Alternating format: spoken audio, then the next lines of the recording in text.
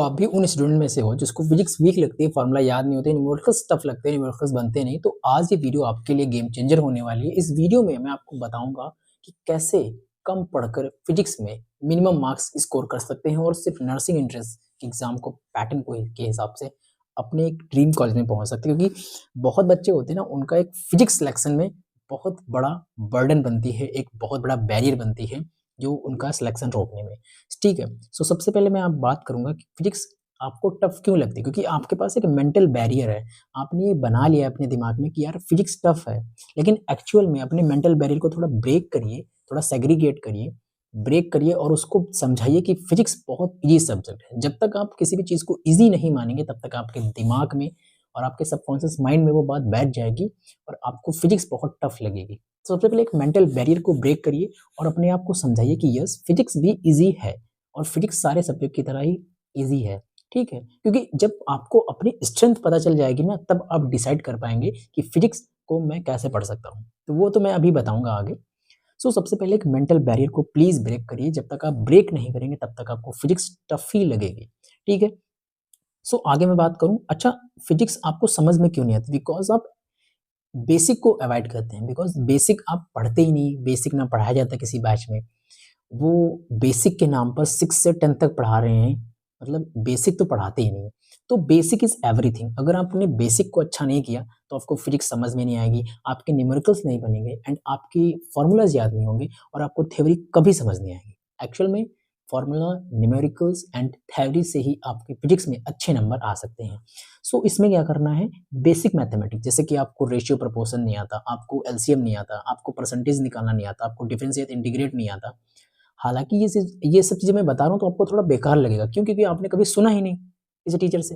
क्यों? क्योंकि वो बताते ही नहीं, है ना? तो प्लीज़, अगर आपको फिज़िक्स बहुत अच्छे से समझनी है, अगर आपको बैरियर नहीं बनाना है अपने सिलेक्शन के एग्ज़ाम में, तो फिज़िक्स को टाइम दो और फिज़िक्स के बेसिक मैथमेटिक्स और काइनेमैटिक्स को समझो। बिकॉज़ जब तक आप बेसिक मैथमेटिक्स और काइनेमैटिक्स नहीं करेंगे, दैट्स व्हाई आप फिज़िक्स को कभी नहीं समझ पाएँगे। फिज़िक्स को एक सीक्वेंस होता है, इसको थॉरली ऐसे नहीं पढ़ना होता है। एक सीक्वेंस होता है जो यूजुअली लोग फॉलो करते हैं। है ना? आप रैंडम अगर ऐसे पढ़ना स्टार्ट कर देंगे, that's why you will not understand about the physics. यानी कि पहले बेसिक मैथमेटिक्स करना है और टिल ग्रेविटेशन लाइक काइनेमैटिक्स सबसे पहले आपको यूनिट डायमेंशन से लगा के unit dimensions, motion in a straight line, motion in a plane and work power energy and rotational motions and frictions वगैरह और ग्रेविटेशंस और काइनेमैटिक्स, पूरा मतलब आपको पूरा ये ऐसे करना है, तभी जाके आप फिजिक्स को अच्छे से समझ पाएँगे।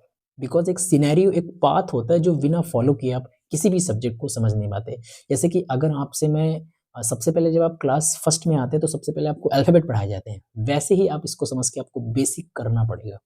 Basic is everything, basic is everything. यहाँ टाइम इन्वेस्ट करो, बाकी तो सारे चैप्टर आपको ईज़िली समझ में आने लगेंगे। Please invest the basics. Because basic नहीं आता तो आप कभी भी, ये मैं सही बता रहा हूँ, अगर आपको बेसिक नहीं आता फिज़िक्स में तो आप कभी भी समझ नहीं पाएँगे फिज़िक्स को। ये मैं लिख के दे रहा हूँ। आप चाहे कितने भी क्लास देख लें, आप चाहे कितने भी वन शॉट कर लें, आप चाहे किसी भी टीचर से पढ़ लें, आप समझ ही नहीं सकते फिज़िक्स को, ठीक है? जब आप बेसिक मैथमेटिक्स प्लस मैकेनिक्स को कर लेंगे, तब आपको बहुत ईज़ी लगने लगेगी ये फिज़िक्स जो आपको बहुत बड़ा बैरियर लगती थी।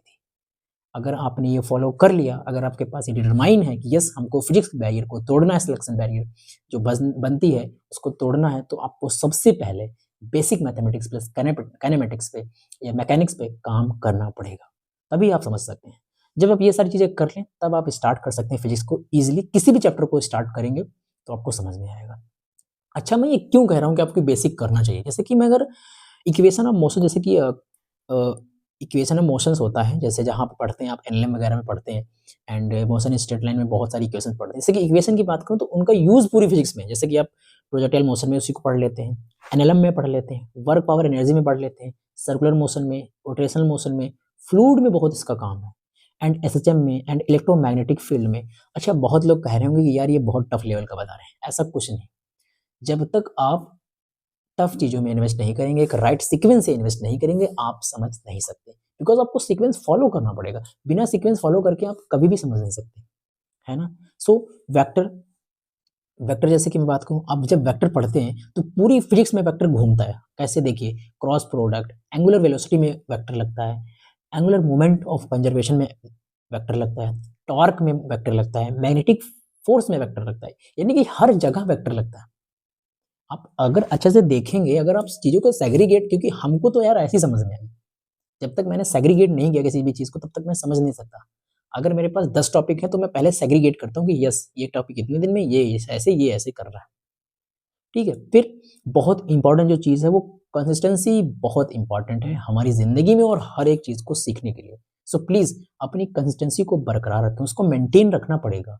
एक ऐसा भी दिन ना हो जिसमें आप लेक्चर को नहीं लिया, नोट्स को नहीं बनाया, डीपीपी नहीं सॉल्व की और प्रीवियस क्वेश्चन पेपर नहीं लगाए। ऐसा दिन नहीं जाना चाहिए। एट एनी कॉस्ट पे आपको lecture, DPP, previous question paper और रिविजन्स करना है। कोई एक ऐसा भी दिन नहीं हो, एक सिंगल डे नहीं होना चाहिए जिसमें आपने इसको लीव किया, और जिस दिन आपने इसको लीव कर दिया and you out of preparations, आप उस दिन से प्रिपरेशन से बाहर चले जाएंगे। वो एक ऐसा दिन होगा जिससे आप प्रिपरेशन से बाहर चले जाएंगे। तो प्लीज आपको टाइम देना पड़ेगा। फिजिक्स टेक्स टाइम, ऐसे नहीं आती भाई। सबका सिलेक्शन क्यों रुकता है? बिकॉज फिजिक्स समझने के लिए उसको टाइम देना पड़ता है। आप रैंडम कहीं से पढ़ना स्टार्ट कर देते, आप समझ नहीं पाएंगे। मतलब एक ऐसा वो दिन होगा जिस दिन से आपने ये सारी चीजें नहीं की, आप कंपटीशन से आउट हो जाएंगे। ये मैं लिख के बता रहा हूँ। अगर किसी बच्चे की फिजिक्स वीक है, प्लीज इसको फॉलो करो और इसको यूटिलाइज करो। मैं गारंटी कह रहा हूँ, क्योंकि फिजिक्स आपको समझ में ना आए तो बताना।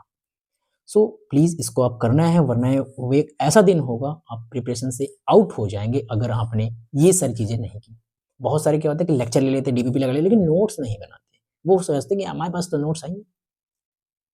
प्रीवियस क्वेश्चन पेपर को अवॉइड कर रहे हैं लोग, क्योंकि डरते हैं, क्योंकि उनको राइट सीक्वेंस नहीं पता। अगर ये आप तक वीडियो पहुंची है ना, तो आपको अगर ये सीक्वेंस पहुंच पता चल गया है तो प्लीज इसको फॉलो करिए, ठीक है। फिर बहुत जो बड़ी बात आती है, बैकलॉग। देखो, बैकलॉग एक ऐसा भवंडर है जो आपके ड्रीम्स को, आपके पैसे, आपके जोश को, आपके जज्बे को, आपकी हर चीज को खत्म कर देगा। बैकलॉग ऐसी चीज आपकी रैंक किल कर देगा ये।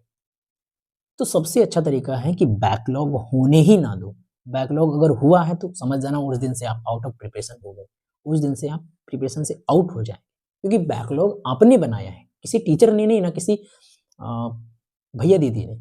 आपने बैकलॉग बनाया है, तो प्लीज बैकलॉग होने ही मत दो आप, क्योंकि आपके पास अभी 3 महीने लिमिटेड टाइम बचे हैं, तो उसमें बहुत अच्छे से पढ़ना है। तो प्लीज बैकलॉग होने ही ना दो। और दूसरी चीज जो बहुत इंपॉर्टेंट है, फॉलो 8-8 रूल। वाई? बिकॉज ये जो 8-8 रूल है, इट इज वेरी इंपॉर्टेंट। यानी कि ये नहीं कि अब एक ही दिन में सब कुछ समझ में आएगा। टेक टाइम्स, टाइम लेगा, बट हाँ, धीमे धीमे आपको हर एक चीज समझ में आने लगेगी। सो क्या करना है, पहले देखो 8 आवर आप स्लीप लेते हैं, it is mandatory for you, and study 8 hour की करनी है। और 8 आवर आप कुछ भी कर सकते हैं, आप जो भी कर रहे हैं, लाइक गेमिंग, चैटिंग, कुछ भी कर रहे हैं, लेकिन ये भी समय अगर आप बचा पाते हैं, that's why you decide the rank, you decide your rank. यहीं पे आप जैसे कि बहुत लोगों को जो बैकलॉग होता है, वो हर चीज़ में टाइम इन्वेस्ट कर देंगे, लेकिन बैकलॉग अपना नहीं कवर करेंगे। और वो बैकलॉग एक ऐसा भवंडर है जो आपके ड्रीम्स, आपके पैसे, आपके सपने, आपके जज्बे, आपके जोश, सब कुछ खा जाता है। अभी अधिकतर लोगों का सिलेक्शन इसलिए नहीं होता क्योंकि उनका साल भर में कभी बहुत सारे बच्चे ऐसे होते हैं जिनका साल भर में सिलेबस ही नहीं पूरा होता। इफ अगर आप 6 घंटे किसी बैच में इनरोल हैं, वो बैच में लेक्चर वगैरह ले रहे हैं और 2 घंटे की सेल्फ स्टडी कर लेते हैं, तो 8 आवर आपके लिए मिनिमम है।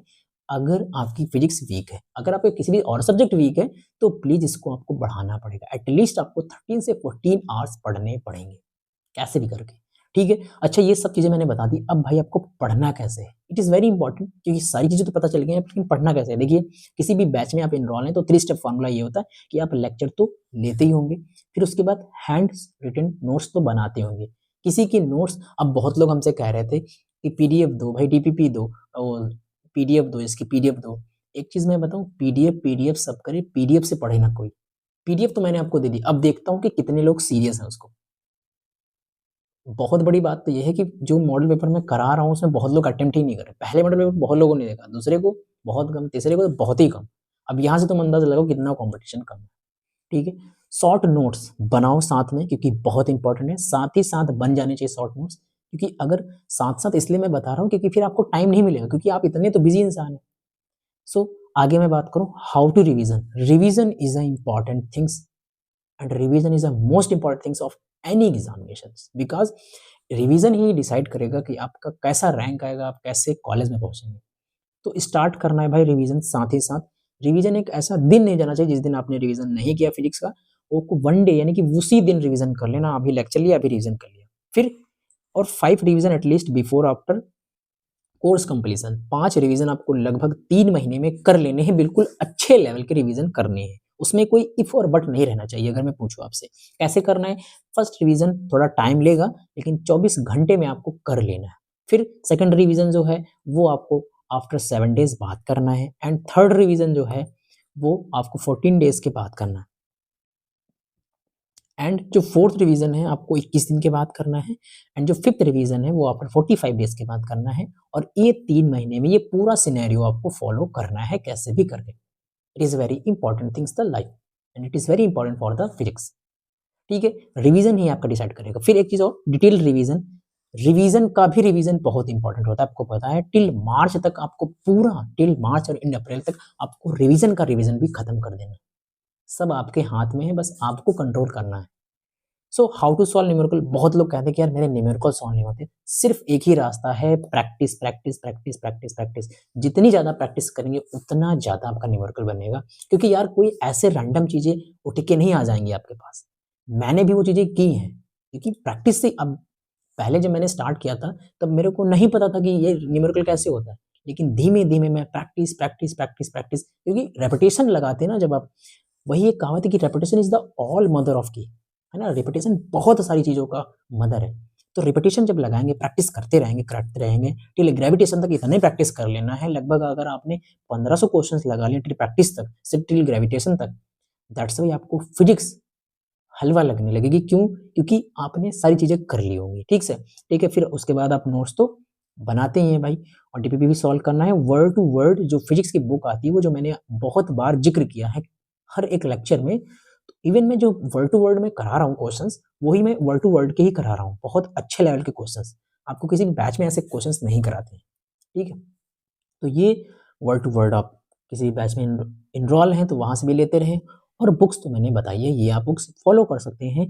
और टेस्ट ऑफ एनी बैच, और किसी भी बैच का टेस्ट लगाते रहो। चैप्टर वाइज लगा रहे हो, सेक्शन वाइज लगा रहे हो, इट इज वेरी इंपॉर्टेंट। क्योंकि टेस्ट से आपको पता चलेगा कि मैं किस ट्रैक पर हूँ, और साथ ही साथ आपका एक ट्रैकर बनाते रहना है कि ये मैंने चैप्टर कर लिए। टिक लिस्ट बनाओ चैप्टर की, तब जाके आपको पता चलेगा कि हाँ मैं फिजिक्स को टाइम दे रहा हूँ और अब मैं फिजिक्स को अच्छे से कर सकता हूँ। ठीक है, तो ये सारी थी फिजिक्स के बारे में। जिसको फिजिक्स वीक लगती, क्योंकि बहुत सारे आप लोगों ने कमेंट किया कि फिजिक्स वीक है, फिजिक्स समझ में नहीं आती, तो आई होप कि इस वीडियो के बाद आपकी फिजिक्स को लेकर किसी भी इफ और बट का सवाल नहीं रहना चाहिए। सो मिलते हैं नेक्स्ट वीडियो, तब तक के लिए बाय। जय हिंद, जय भारत।